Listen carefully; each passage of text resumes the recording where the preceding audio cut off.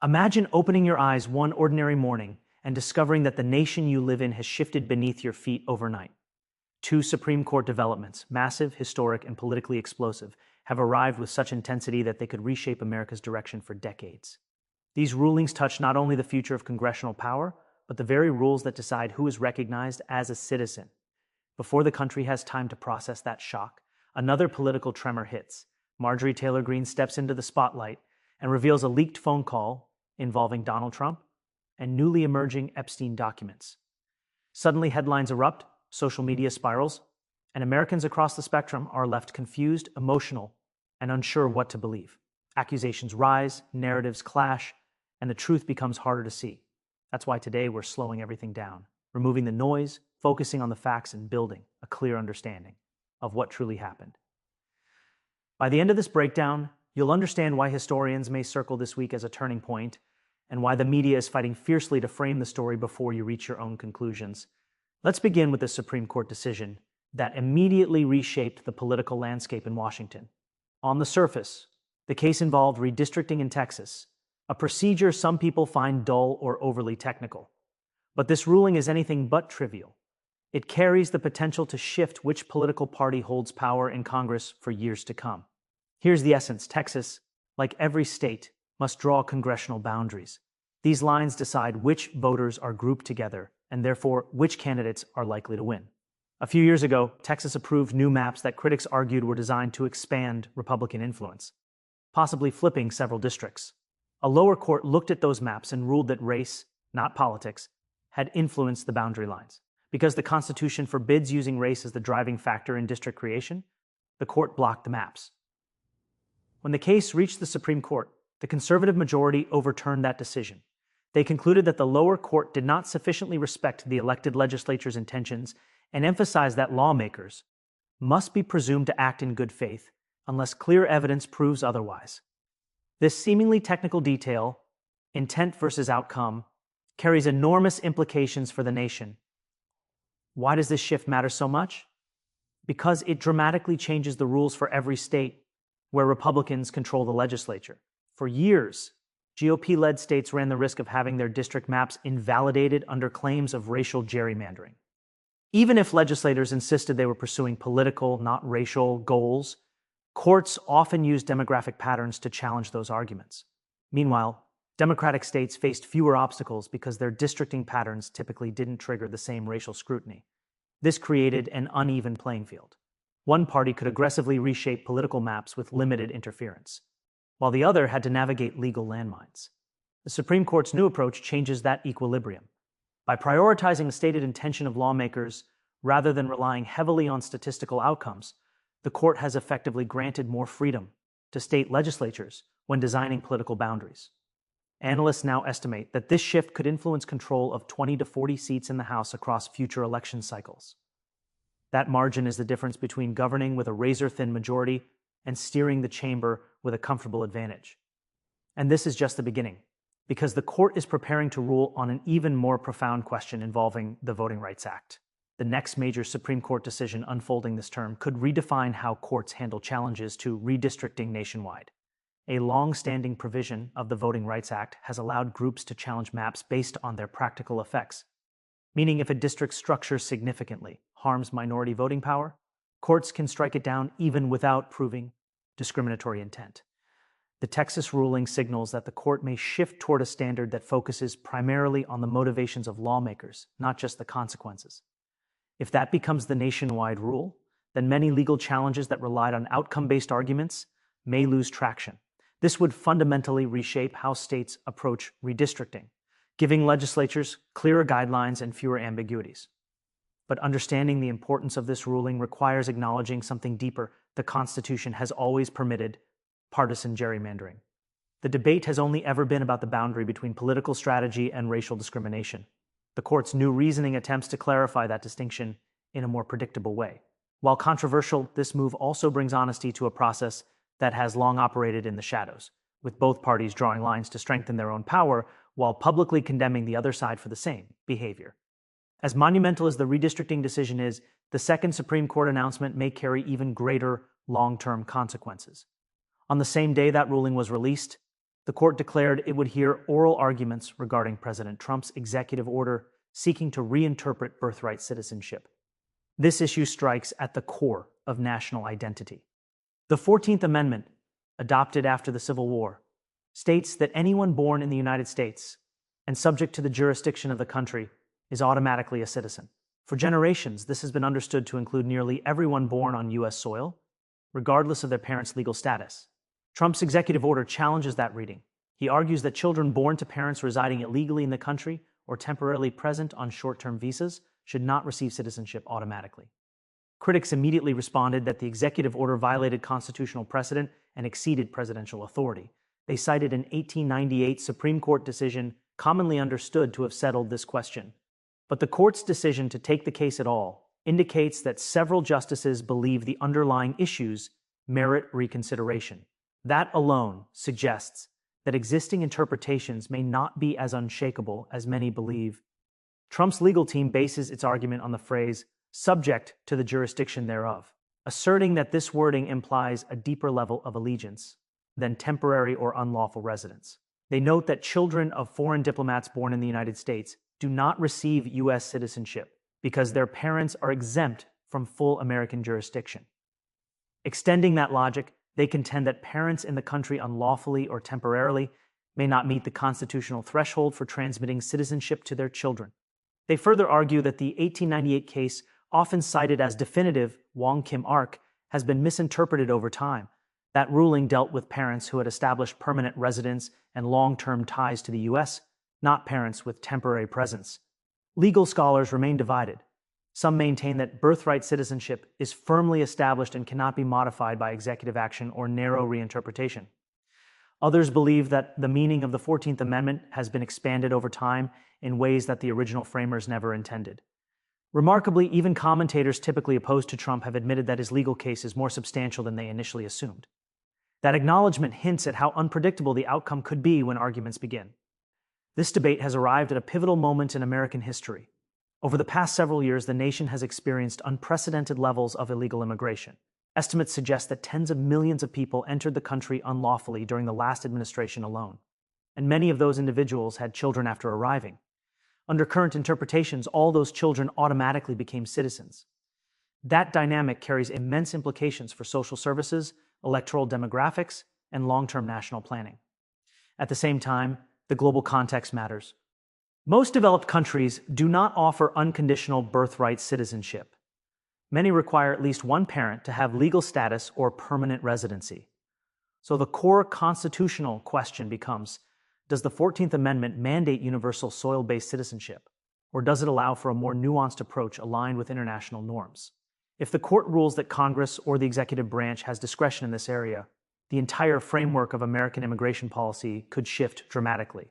Such a ruling would reshape incentives and reduce the practice of using birthright citizenship as a pathway to remain in the country long-term. Should the Supreme Court uphold Trump's order or even partially agree that birthright citizenship is not absolute, the practical effects would be monumental. Today, the moment a child is born on American soil, they receive access to public education, certain government benefits, and eventually the ability to vote or sponsor relatives for legal immigration. Critics argue this has created a chain reaction. An illegal act, unauthorized entry, eventually leads to legal footholds that affect multiple generations. Supporters of reform argue that this dynamic incentivizes illegal immigration and places strain on social systems meant for citizens and legal residents. Opponents counter that limiting birthright citizenship would punish innocent children. But the heart of the debate revolves around sovereignty, whether a country has the right to define the terms of its own membership. Virtually every nation on earth exercises such authority, yet America has tied its own hands through broad interpretation. The Supreme Court's willingness to revisit this issue marks a significant moment. While the outcome remains uncertain, many analysts predict a close 5-4 decision. What's clear is that the court acknowledges the issue's complexity and is prepared to consider a ruling that could realign immigration law for generations. Amid this already turbulent environment, another political shock emerged, one involving Marjorie Taylor Greene, Donald Trump, and the highly sensitive Epstein files. Greene appeared on 60 Minutes and disclosed details of a private phone call she had with Trump regarding the congressional effort to release all Epstein-related documents. To understand the significance, remember that Jeffrey Epstein was a financier whose criminal activities implicated numerous powerful individuals across politics, business, entertainment, and global elites. Following his death, demands for transparency intensified, leading Congress to pass the Epstein Files Transparency Act. Greene was one of the lawmakers who helped force a vote on the bill by signing a rare discharge petition, an aggressive move that bypasses leadership to push legislation directly to the floor. According to her account, Trump called her in frustration, upset that she had supported the measure. She claimed that Trump warned the release of the files would hurt people. This single phrase ignited widespread speculation and media frenzy, with critics interpreting it as evidence of hidden secrets or self-protection. But like most political controversies, the reality is far more complex than a viral soundbite. Before accepting the media's interpretation, consider a few points that complicate the narrative. First, Trump ultimately signed the Epstein Transparency Law. If he truly intended to block the release, he had multiple avenues to do so: a veto, a legal challenge, or political pressure. Instead, after initial hesitation, he allowed the transparency process to move forward. That doesn't align with the behavior of someone trying to conceal personal involvement.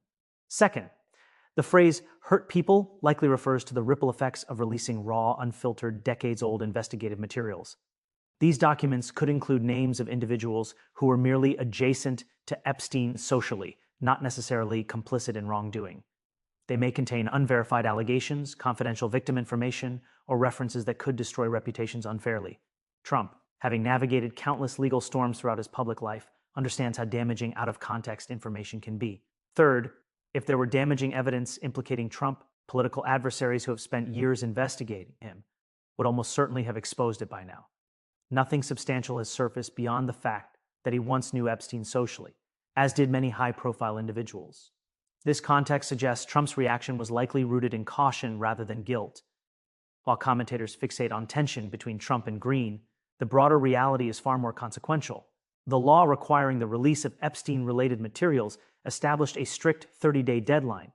That clock is rapidly approaching. Members of Congress from both parties are now pressing the Department of Justice for updates. 5 lawmakers, spanning both chambers and both political parties, have requested a formal briefing from Attorney General Pam Bondi. They want clarity on the status of the release, what new evidence may have surfaced, and whether the government is prepared to meet its legal obligations on time. This bipartisan pressure underscores that the demand for transparency isn't driven by partisanship. It is an institutional effort to ensure accountability. However, meeting the deadline may prove difficult. Large volumes of legal documents must be reviewed for sensitive information, ongoing investigations, and privacy considerations. Government processes are rarely swift, especially when the material involves high-profile figures and potential national implications.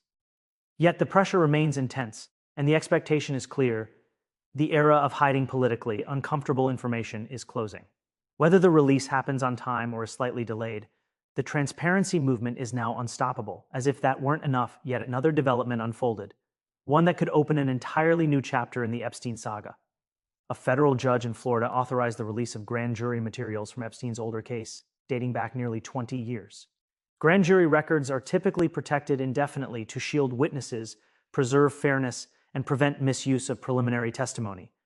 Overturning that secrecy is extraordinarily rare, but the judge concluded that, given the passage of time and the overwhelming public interest, disclosure was justified. This decision carries powerful implications. It suggests that judicial institutions recognize the public's frustration with selective transparency and are beginning to challenge long-standing secrecy norms.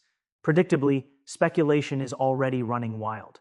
Commentators are wondering whose names might appear in the files and whether Trump's social interactions with Epstein decades ago will resurface in some ambiguous context. While anything is possible, it's equally likely that many names appearing in the documents had no involvement in wrongdoing. In cases like this, merely being mentioned can lead to unfair suspicion or reputational harm, which reinforces the caution some leaders have expressed. Nonetheless, the judge's decision marks a shift toward exposing the full history of the case. Wherever that truth may lead, to understand how all these stories connect: Supreme Court rulings, debates over citizenship, and renewed scrutiny of the Epstein files, you must look beneath the surface. What seems like unrelated chaos is actually part of a broader pattern.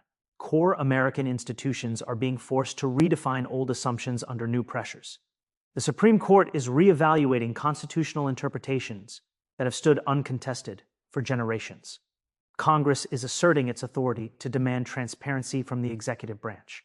Federal judges are willing to challenge norms that historically protected powerful individuals. These are signs not of collapse, but of stress testing, an essential function of a healthy democracy.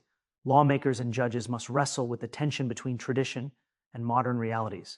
The nation faces unprecedented immigration levels, extreme political polarization, and growing distrust in government. Institutions that once operated quietly behind the scenes are now stepping into the spotlight, confronting challenges openly rather than ignoring them.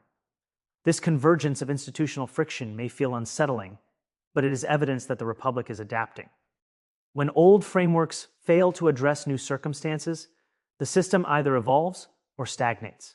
What we are witnessing is evolution. It's important to emphasize that political tension does not equal political collapse. Democracies function best when branches of government actively challenge one another, push back against overreach, and reassess outdated laws. Conflict, when rooted in constitutional processes, is not a threat. It is the mechanism by which a republic renews itself. Imagine a system where the Supreme Court never revisited previous decisions, even when the nation changed dramatically, where congressional districts remained frozen despite population shifts, where citizenship rules drafted in the 1800s could never be reinterpreted, where critical government files stayed sealed indefinitely, regardless of public interest. Such a system might appear stable on the surface, but it would be stagnant and brittle, unable to respond to new realities. What we are witnessing today is messy but necessary. It is the constitutional machinery doing exactly what it was designed to do. Redistricting decisions, immigration debates, and transparency battles show that institutions are confronting hard questions rather than avoiding them. That willingness to engage, even through disagreement, is a sign of strength. It means America's systems, though imperfect, still possess the flexibility required to endure and adapt. Now let's connect all of this to the political future, particularly the 2026 midterm elections. The Supreme Court's redistricting decision could significantly alter the electoral map. Republican-led states, now confident that courts will give more weight to legislative intent, are expected to redraw maps with fewer legal obstacles. Political analysts estimate that these changes could swing 20 to 40 seats in the House. Considering that modern House majorities often hinge on margins of fewer than 10 seats, this shift is enormous.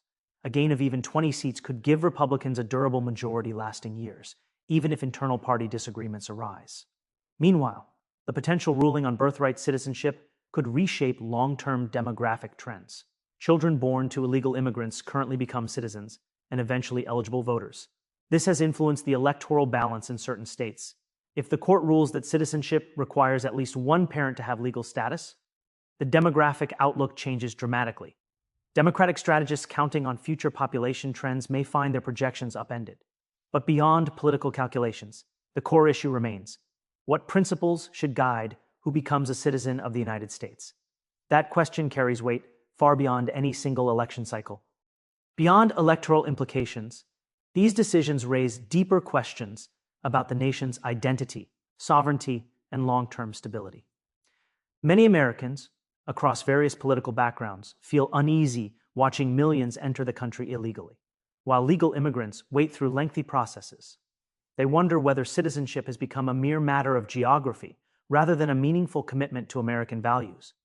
Critics of broad birthright citizenship argue that it incentivizes illegal entry and strains public resources, while supporters fear restrictive rules could harm children who had no control over their circumstances.